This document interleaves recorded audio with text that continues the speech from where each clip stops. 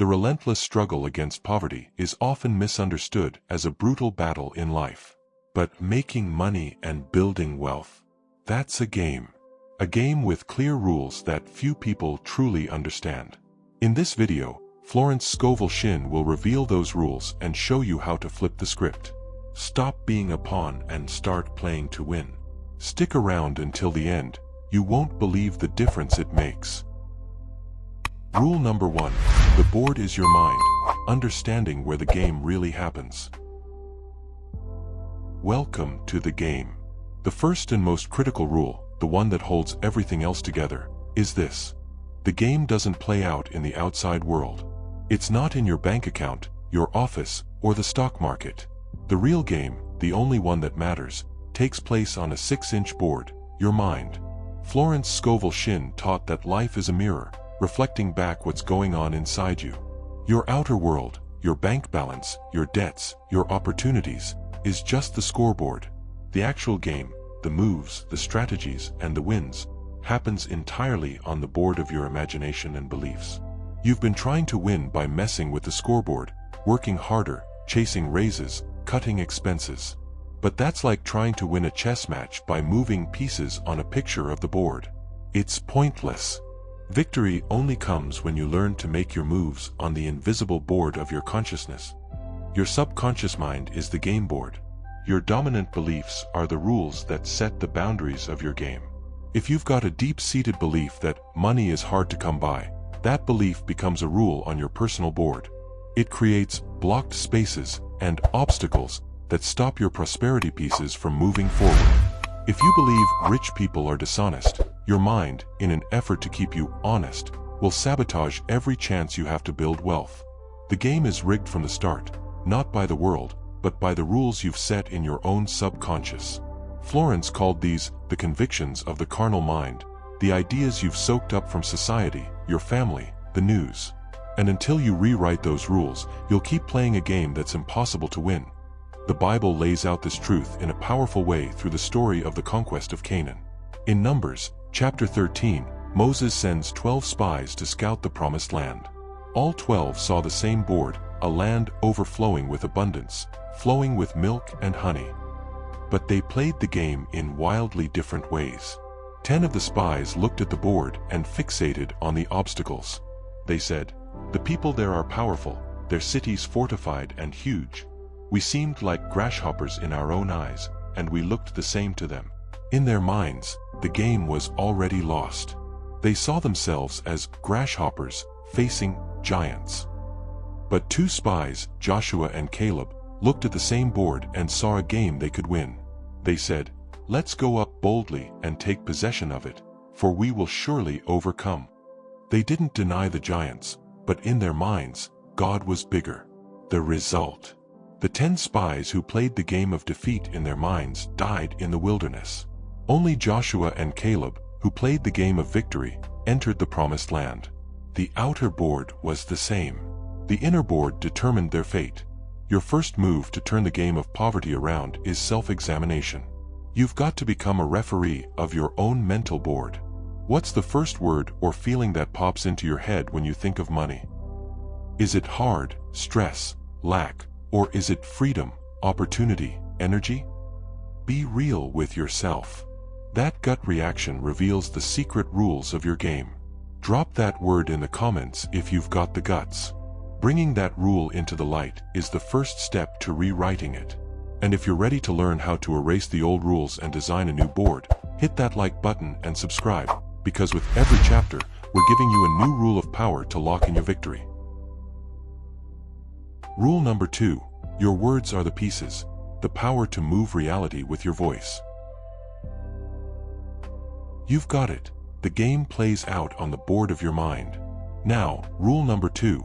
If your mind is the board, your words are the pieces. Every word you speak, out loud or in your inner dialogue, is a move. It's the shift of a piece on the board. You can't play a game without moving pieces, and you can't change your reality without changing your words. Florence Scovel Shinn was crystal clear about this in her book Your Word is Your Wand.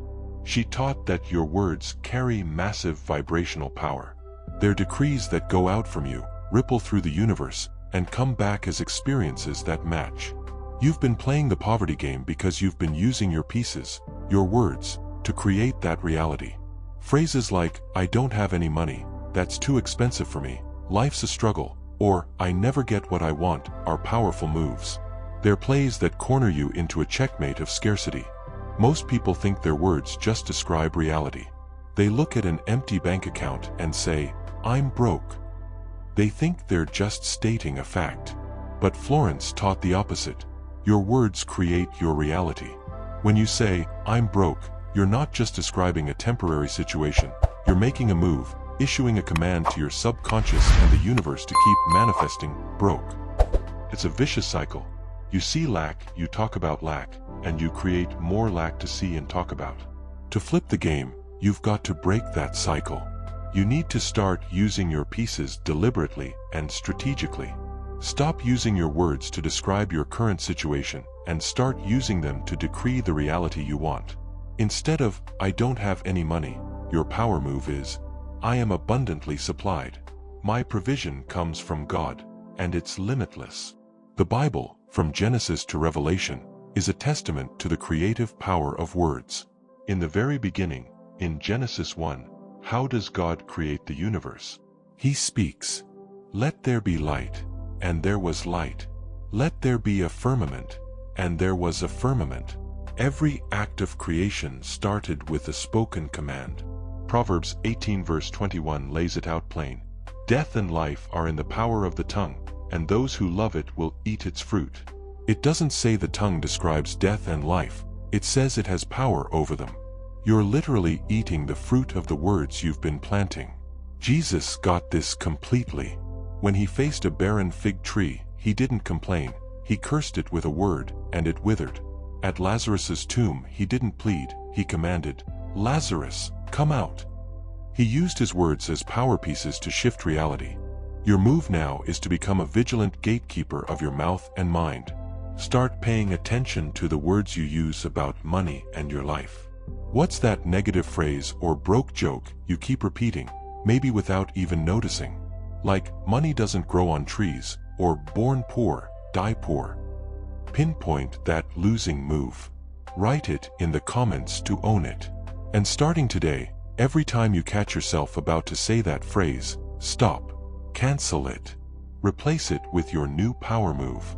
If you're ready to start using your words as winning pieces, drop a like to lock in that choice. And if you want to learn more power moves, subscribe to the channel, because the game's playbook is just starting to unfold. Rule number 3. Faith is your power play. How to bet on the unseen to win on the scene. You've grasped that your mind is the board and your words are the pieces. Now, rule number 3, the most powerful of all. Faith is your ultimate power move. In chess, there are game-changing plays like castling or promoting a pawn. In the game of life, faith is your trump card, your special move that can turn a seemingly lost game around. Florence Scovel Shinn described faith as the substance of things hoped for, the evidence of things not seen. In game terms, faith is your ability to act as if your victory is already locked in, even when the scoreboard, your current reality, says otherwise. It's betting everything on the invisible to win in the visible. Most people play the game of life reactively. They look at a scoreboard of scarcity and make fear-based moves. Faith is the opposite. It's ignoring the temporary score, holding the vision of victory in your mind, and making bold power moves as if the win is already yours. This power move of faith shows up in two ways: feeling and action. First, the feeling. You've got to feel the emotion of your victory before it happens. When you make your wealth affirmation, you need to feel the peace, joy, and gratitude of already being rich. Feeling poor while claiming wealth is a contradictory move. It's like sliding one piece forward and another backward at the same time. The game stalls. Florence would say, "You must feel rich to attract riches." That feeling is the fuel for your move. Without it, your words are just lifeless wooden pieces. With it, they become vibrant, magnetic forces. Second, action. Faith without works is dead. Once you affirm and feel your victory, you need to act in the physical world in a way that backs up your belief. This doesn't mean spending money you don't have. It means moving with the confidence of someone who knows their supply is infinite. Florence called it acting as if. Want to be a successful entrepreneur? Start dressing and talking like one. Want to be an artist? Start dedicating time to your craft like a pro. These small acts of faith prove to your subconscious and the universe that you're serious. It's your bet on the table.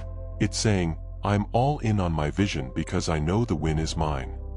The Bible is packed with examples of faith-based power moves. Take the fall of Jericho in Joshua, chapter 6. The city was an impenetrable fortress. Military logic said it was unconquerable. But God's instruction was a pure faith play. The Israelites were to march around the city once a day for 6 days, in silence. On the 7th day, they were to march 7 times and then shout. Picture it.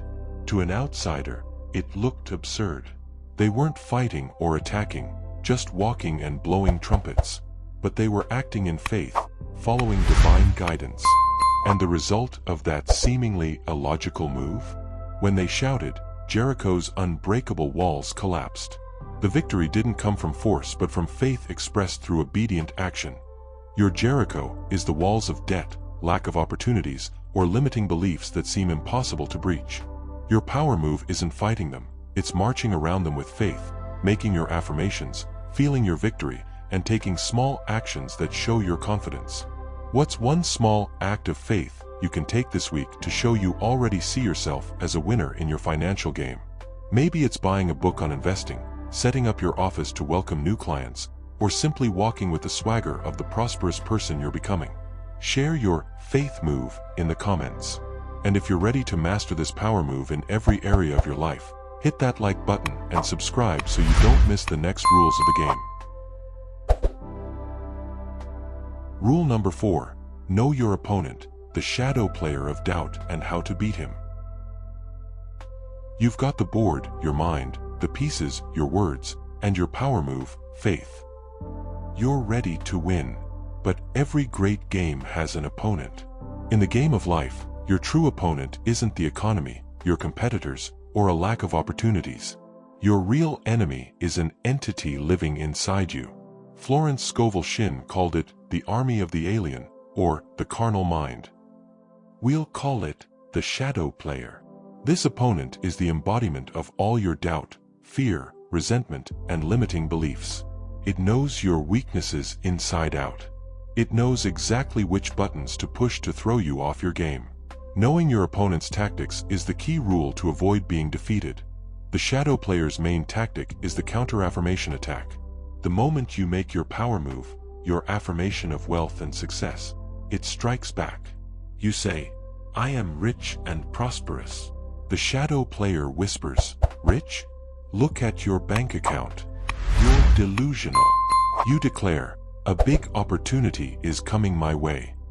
It fires back. No one's ever given you a break before. Why would now be any different? It uses your current reality, memories of past failures, and real-world logic as its attack pieces.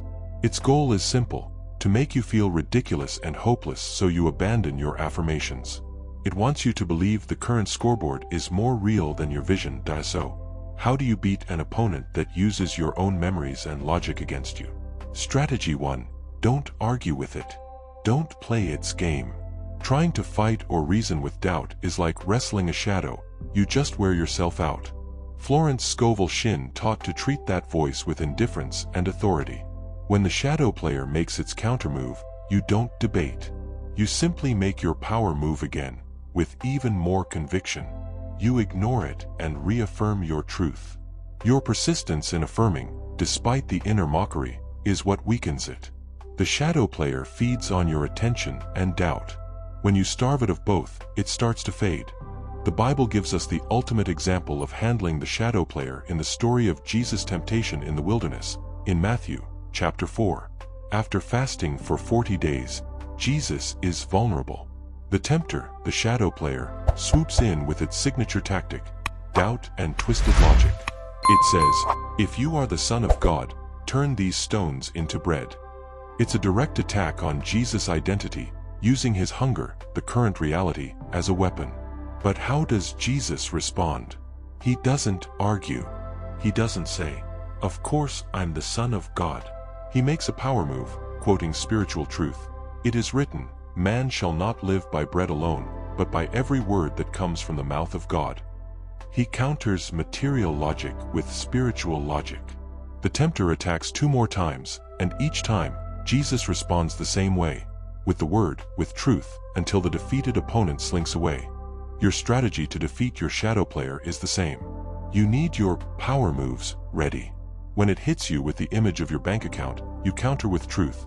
My supply doesn't come from my account, but from God's infinite source. When it throws a past failure in your face, you respond, "There is no failure in the divine plan. Every experience is a stepping stone to my victory." What's the main counter move your shadow player uses against you? A memory of debt? Someone's opinion? A past mistake? Pinpoint your opponent's go-to tactic and drop it in the comments. If you're ready to build an arsenal of power moves to shut down this adversary for good, hit that like button and subscribe. Victory lies in your persistence.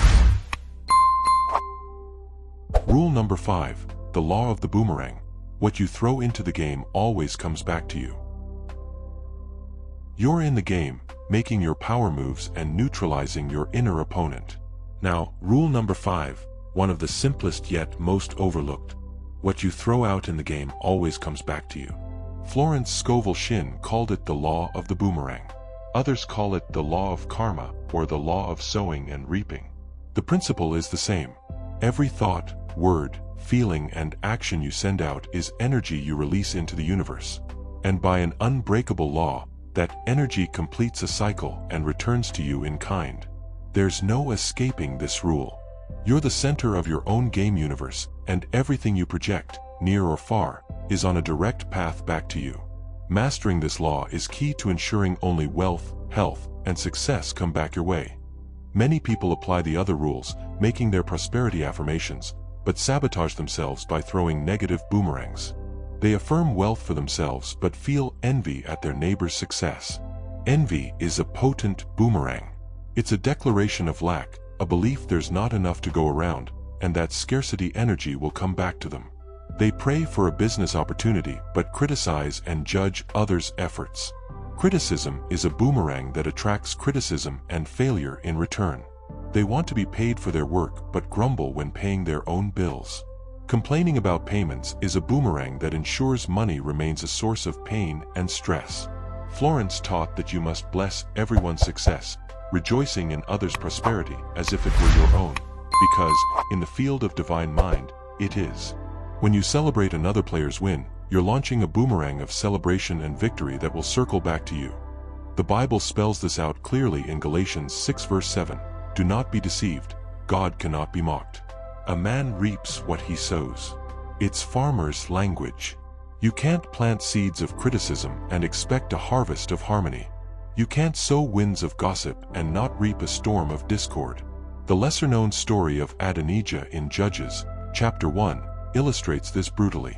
Adonijah, a usurper, punished his enemies by cutting off their thumbs and toes, crippling them for war.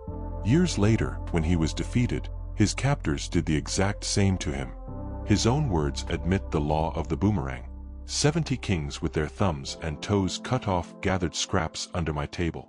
As I have done, so God has repaid me. He saw his harvest matched his sowing. Your move now is to become a conscious and deliberate boomerang thrower. Before you speak, think, or act, ask yourself, is this the boomerang I want coming back to me? If you want opportunities, throw the boomerang of helping someone else find one. If you want your talents recognized, throw the boomerang of praising someone else's gifts. If you want wealth, throw the boomerang of genuinely celebrating every sign of wealth you see, whether it's a sleek car passing by or a friend's success.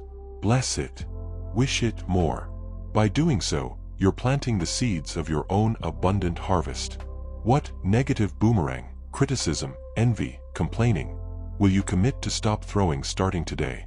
Share it in the comments to lock in your decision.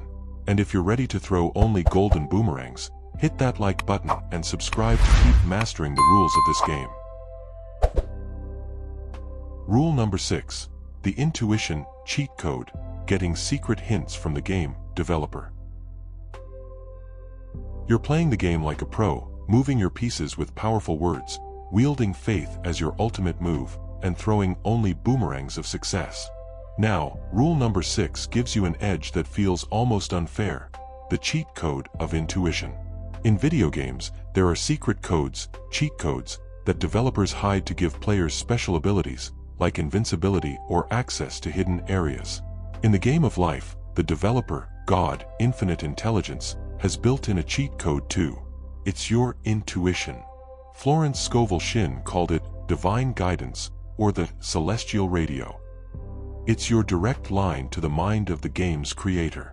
While logic shows you the obvious path based on what's already there, intuition hands you secret tips, shortcuts, and strategies that lead straight to the treasure, often through paths your rational mind would never consider. Intuition doesn't speak in the language of logic. It communicates through sudden urges, those hunches, gut feelings, mental images, or synchronicities.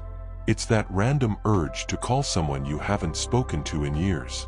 It's the feeling you should turn right instead of left.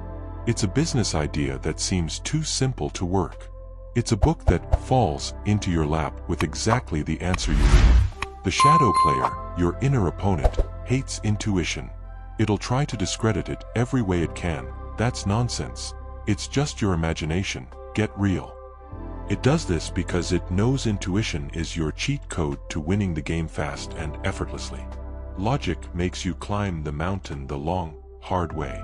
Intuition reveals the hidden passage that takes you straight to the top. The Bible is full of stories of people using this cheat code to pull off impossible victories. Take Gideon in Judges, chapter 7. He was up against a massive enemy army with 32,000 soldiers. Military logic would scream to recruit more men. But the developer's secret tip was the opposite. God told him to shrink his army, first to 10,000, then, through a bizarre test of how the men drank water, down to just 300. Fighting thousands with 300 men was insane to the rational mind. But that was the divine strategy. And the tip didn't stop there. The battle plan was another cheat code. Instead of swords, they'd use trumpets, empty jars, and torches. The result: when the trumpets blared and the torches shone, the enemy army panicked, turned on itself, and handed Gideon a crushing victory without a conventional fight. He won because he followed the developer's secret tips, no matter how illogical they seemed. Your move now is to learn how to activate and trust this cheat code. Step 1. Ask. Before bed or in meditation, pose the question, Infinite Intelligence, what's my shortcut to wealth? What's my secret tip to solve this problem? Step 2. Get quiet and listen. Intuition whispers, it doesn't shout. It shows up in the silent spaces between your anxious thoughts. Step 3. The most critical. Act. When the urge hits, move on it immediately, no hesitation. Swift obedience to intuition keeps the cheat code channel open. The more you follow the tips, the more tips you get. Think back to the last time you had a hunch or a random idea and ignored it. What happened? And when you did follow one of those impulses, what was the result? Share one of those experiences in the comments. If you're ready to master the cheat code of life, drop a like and subscribe, because there are still plenty of secret rules to uncover. Rule number 7. The gratitude bonus phase. How to multiply your points by giving thanks for your wins. You're playing at an elite level, wielding the developer's cheat codes like a pro. Now, rule number 7 will take your game from a solid win to a record-shattering score. The bonus stage of gratitude. In many games, after clearing a level, you hit a bonus stage, where you can multiply your points exponentially. In the game of life, gratitude is that bonus stage. It's the practice you activate after every small victory, every sign of progress, to ensure bigger and better wins keep rolling in. Florence Scovel Shinn taught that gratitude is the law that aligns the player with the source. It's recognizing that your victories don't come from your own strength, but from the developer's power working through you. Most players, when they score a win, forget to give thanks. They just rush to the next desire, the next level. In doing so, they miss the chance to enter the bonus stage and multiply their gains. Gratitude acts like a powerful magnet. When you genuinely thank for something, you send out a vibration of appreciation and contentment. The universe, operating by the law of resonance, responds by sending more things to be thankful for. It's a positive feedback loop. Thanking for a small, unexpected sum of money is the move that signals to the universe, "I see it. I appreciate it. I'm ready for more." Complaining that the amount was too small sends the opposite signal. This isn't enough, and the universe, matching your not enough vibe, will deliver more not enough experiences. Florence would tell you to become a gratitude expert. Thank for everything. Thank for the money you have, no matter how little. Thank for the bills you can pay, because they're proof you're receiving credit and services. Thank for the lessons in your challenges. Thank even for the victory you haven't yet seen in the physical, as if it's already yours. This preemptive gratitude is one of the most powerful plays in the game. The Bible shows the multiplying power of gratitude in the story of feeding the 5,000 in John, chapter 6. A hungry crowd faced a pitifully small supply, just 5 barley loaves and 2 fish. The logic of scarcity would say, this is nothing. It's not even a start. But what did Jesus do? He didn't complain about the lack. He didn't panic. He made the bonus stage move. The text says, Jesus took the loaves, and when he had given thanks, he distributed them to the disciples. He thanked for the little he had. He activated the law of gratitude. And the result of that play, the meager supply multiplied to feed 5,000 men, with 12 baskets left over. The multiplication didn't happen before the gratitude. Gratitude was the cause of the multiplication. He thanked for almost nothing and turned it into more than enough. Your move now is to step into the bonus stage every day. Grab a notebook or use your phone's notes app and start a scoreboard journal. Each day, jot down at least 3 things you're grateful for, especially small financial wins or signs of progress in your game. It could be a discount you snagged, someone treating you to coffee, or a fresh idea that sparked. As you write, feel the emotion of gratitude.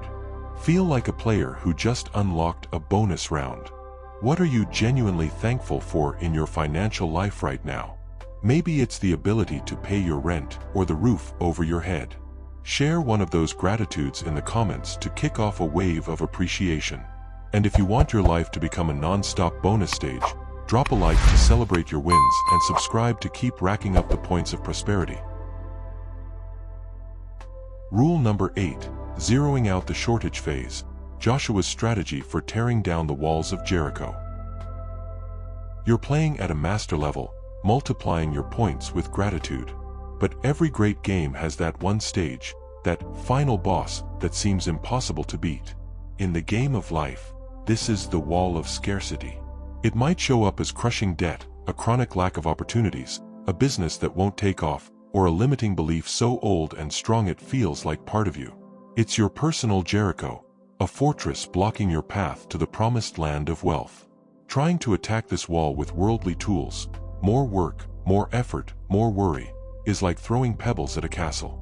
It's futile and exhausting. To conquer this stage, you need a completely different strategy, one that operates by divine law, not the law of struggle. The strategy to topple your personal Jericho is the faith siege strategy. It's built on 3 coordinated moves. First move, stop fighting the wall. Quit obsessing over your debt. Stop talking about how tough things are. Stop giving energy to the problem. Fighting the wall only makes it stronger because what you focus on expands. Instead, you're going to start marching around it. Second move, march with the word. Every day, circle your wall with your power affirmations. If the wall is debt, march around it declaring, I have no debt in the divine kingdom. All my obligations are paid instantly. I am free from debt and limitation. Do this with calm persistence, not desperation. You're not trying to convince the wall to fall. You're aligning your vibration with the solution. Third move, the victory shout. After a period of steady, silent marching with your words, There'll come a moment when your faith hits a boiling point. You'll feel an inner certainty that the win is yours. This is the moment for the shout. The shout isn't a plea for help, it's an explosion of praise and a declaration of victory before the wall even falls. It's your, "It is finished." It's the sound of your faith becoming so powerful it cracks the foundation of scarcity's reality. Florence Scovel Shinn taught that praise and joy are the highest, most potent vibrations. A shout of joy and gratitude for the victory already won in the invisible is the move that obliterates any obstacle in the visible. The story of Joshua and the fall of Jericho in Joshua, chapter 6, is the literal playbook for this rule. Jericho was an impregnable fortress, the first major obstacle for the Israelites in the Promised Land. God's instruction wasn't a conventional battle plan, it was the faith siege strategy. They were to march around the city once a day for 6 days, in silence, with only the priests blowing trumpets. On the 7th day, they were to march 7 times. Then, at the signal, the entire nation was to let out a mighty shout. They followed this bizarre plan to the letter. They marched. They blew the trumpets. And on the 7th day, they shouted. The text says, when the people heard the sound of the trumpet, they raised a great shout, and the wall fell flat. The walls didn't crumble from physical force. They dissolved through the vibrational power of obedience, persistence, and the sound of faith. What's your wall of Jericho today? Name it. Is it the credit card debt wall? The fear of starting a business wall? The "I don't deserve it" wall?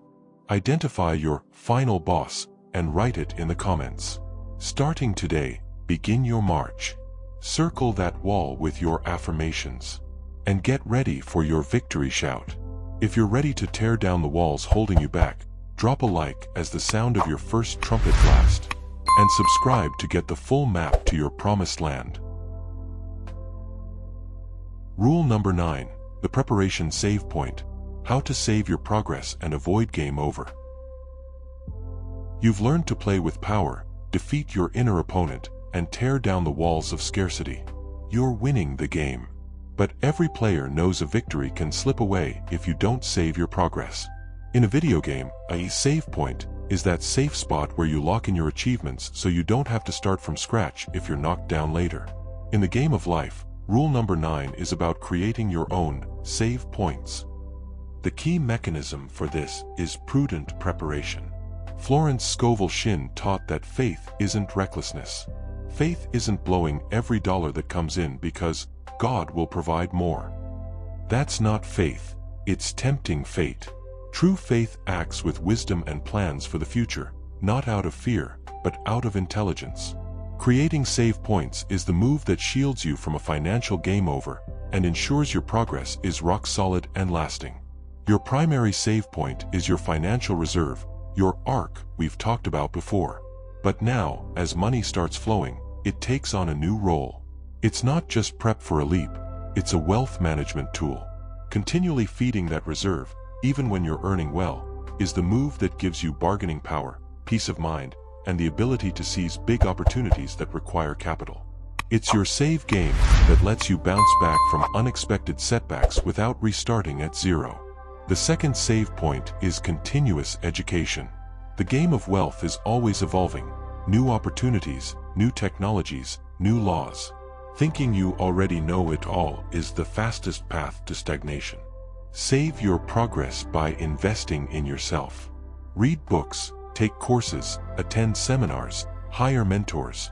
Every piece of new knowledge is an upgrade to your player skills, making future stages easier. The third save point is diversification. Never put all your points into one level of the game. As your income grows, learn to diversify your streams. Create new sources of revenue, explore different investments. If one stage of the game gets tough, you'll have others where your score keeps climbing. The Bible gives us the ultimate story about the power of preparation and saving in the story of Joseph in Egypt, in Genesis, chapter 41. Pharaoh has a troubling dream about 7 fat cows being devoured by 7 gaunt cows, and 7 healthy grain stalks consumed by 7 withered ones. No one can interpret it. Joseph, guided by divine wisdom, decodes the dream as a game spoiler. There will be 7 years of massive abundance, a high-scoring phase, followed by 7 years of brutal famine, a potential game-over phase. But Joseph doesn't stop at the prediction. He hands Pharaoh the save point strategy. He tells him to appoint a wise overseer who, during the 7 abundant years, collects 1/5 of the harvest and stores it in granaries. In other words, save the progress. And what happened? They followed the plan. During the years of plenty, they stored. When the famine hit, Egypt not only survived but became the sole food source for surrounding nations, growing immensely wealthy. Prudent preparation didn't just prevent a game over, it propelled the kingdom to a new level of power and prosperity. Your financial life will have its own cycles of fat cows and lean cows. Your wisdom in building save points during times of plenty will determine your long-term success. What's the first save point you need to start building or strengthening now? Is it your financial reserve, your education, or diversifying your income? Pick one and commit to a small action to start this week. Share it in the comments to lock in your dedication to financial security. And if you want to master more strategies not just to win, but to keep and multiply your victories, drop a like and subscribe. Playing to win is great, but playing to never lose again is the master level. Rule number 10, the wealth endgame, playing at the master level and living in continuous victory. You've mastered the rules. You've taken control of the board of your mind, moved your pieces with powerful words, wielded faith as your ultimate play, defeated the shadow player, thrown boomerangs of success, tapped into the cheat codes of intuition, multiplied your points with gratitude, torn down the walls of scarcity, and secured your progress with preparation. You're not just playing the game anymore, you're in the endgame. In the realm of wealth, the endgame doesn't mean the game is over. It means you've reached a level of mastery where victory isn't just an event, it's your constant state of being.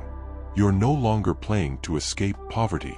You're playing for the joy of expansion, creative expression, and serving others. Playing at the master level is living in a state of flow, confidence, and perpetual abundance. The first hallmark of a master player is playing with detachment and ease. They no longer play with the tension of fear or a desperate need to win. They know the source is inexhaustible and that they are a co-creator of their reality. They play for the love of the game. Florence Scovel Shinn taught that success comes when work becomes fun. The master finds joy in their projects, their investments, their acts of service. Money becomes a natural byproduct of that joy, a scoreboard that simply reflects how well and how joyfully they're playing. They're no longer attached to a specific outcome because they trust that any result aligned with the divine plan will serve their highest good. This lightness and detachment make them an even clearer channel for abundance to flow. The second hallmark is that the master becomes a game master for others. They understand that the ultimate victory in the game of life isn't just about their own wealth but about helping others learn to play and win too. They become a beacon of possibility. They teach, they inspire, they give, they create opportunities for others. They grasp rule number 5, the law of the boomerang, at its deepest level. By helping other players level up, they ensure their own game keeps expanding into realms of success they couldn't even imagine. Their greatest joy becomes watching others win. The Bible gives us a glimpse of this mastery in King Solomon at his peak. After asking for wisdom, the ultimate game rule, and receiving unimaginable riches, he didn't become a greedy tyrant. He became a wise steward and a beacon to the world. In 1 Kings, chapter 10, the Queen of Sheba travels from afar to test him with hard questions, to challenge his level of play. And what does she find? Wisdom that leaves her breathless, prosperity beyond anything she'd heard of, and happy servants. Her conclusion is that of someone witnessing a true game master. Blessed be the Lord your God, who has delighted in you and set you on the throne of Israel. Because of the Lord's eternal love for Israel, Solomon, in his endgame, became living proof of the power and goodness of the game's developer, inspiring and blessing entire nations. You've reached the end of this playbook, but your game is just beginning at a new level. Your final task is to embrace your role as a master. It's to keep playing, not out of need, but out of joy. It's to live in a way that your life becomes a guidebook for others. What will your first master move be? How will you use your newfound wealth consciousness to bless someone else's life? Share your intention in the comments, because this is the true purpose of the endgame. Thank you for playing this game with us. If this guide gave you the missing rules for your victory, subscribing to the channel and sharing this video is your first move as a game master, helping others find their way. May your game always be victorious, expansive, and filled with joy. Until the next video.